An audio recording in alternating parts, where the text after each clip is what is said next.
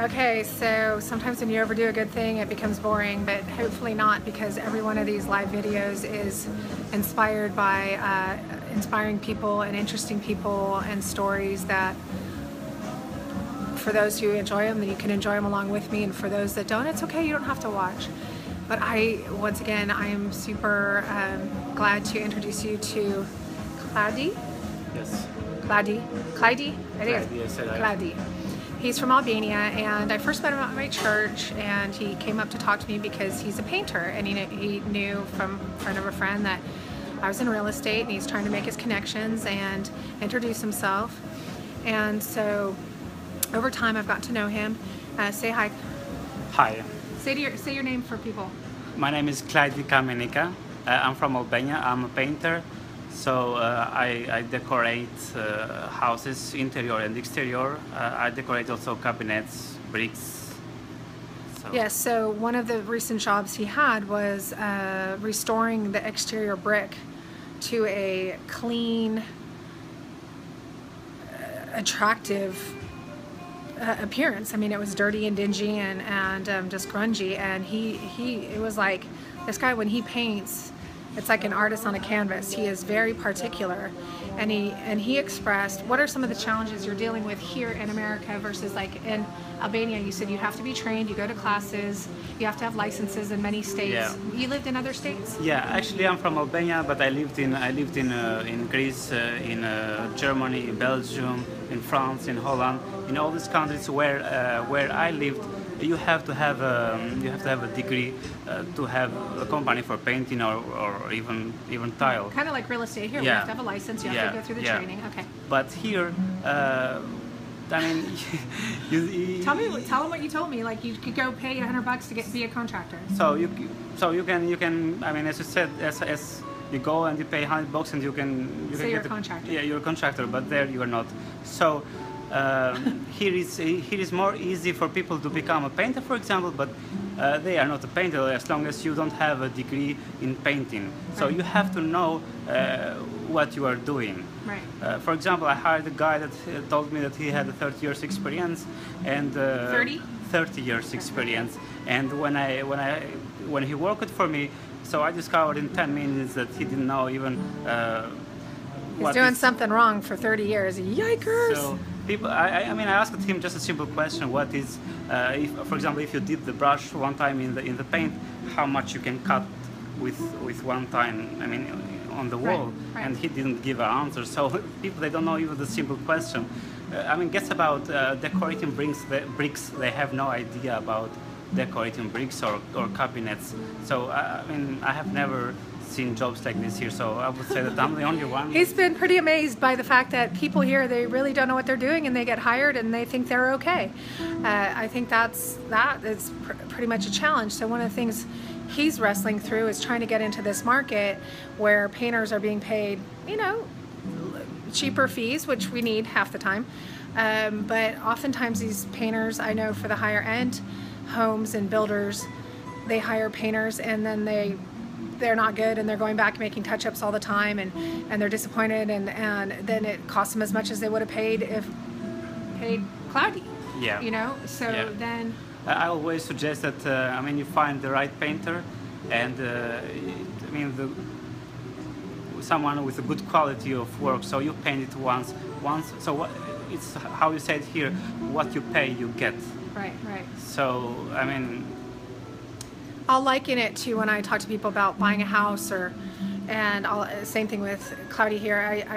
I say, well, you might be able to find a cheaper car and go, wow, I got this car for $3 grand, and next thing you know, you're taking it to the body shop and the mechanic once a month, and it's costing you $50 to $200 a month. And by the end of it all, that thing has cost you double than what it's worth, and it was such a deal.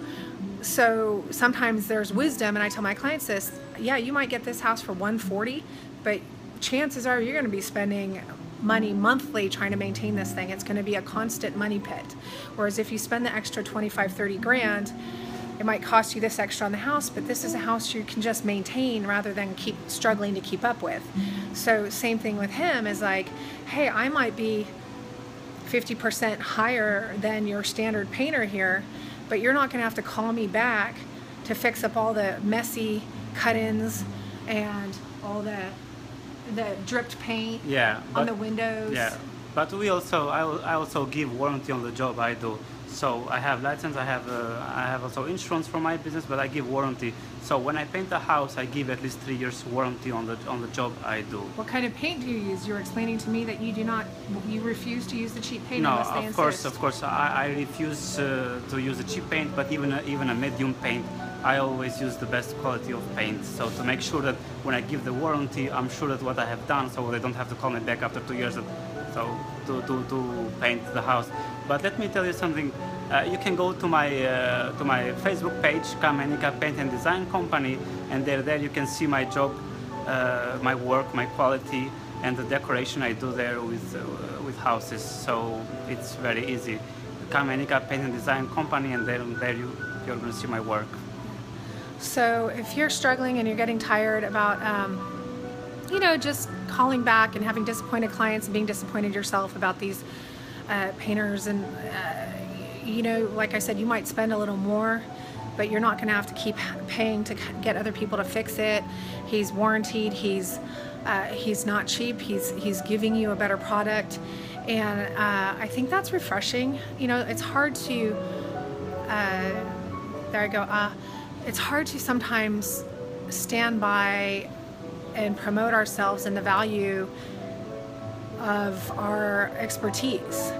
You know, even as a realtor, as it gets more competitive, sometimes there's realtors that don't really care, or, you know, that just, you know, charge less, but they don't really take care of their people, and people later, I find out from people that I've talked to over the years, oh, well, I wish they would have told me about this neighborhood, or I wish they would have told me what I was getting into, or I wish they would have told me, I wish they would have helped me, I wish they would have told me half this stuff. They didn't tell me anything of this stuff that you're telling me now, and I'm thinking, how heartbreaking. You know, we're supposed to protect them, and we're supposed to do right by them, and so I appreciate meeting him. I'm glad he's here and available for any of my friends as individuals to call and to work.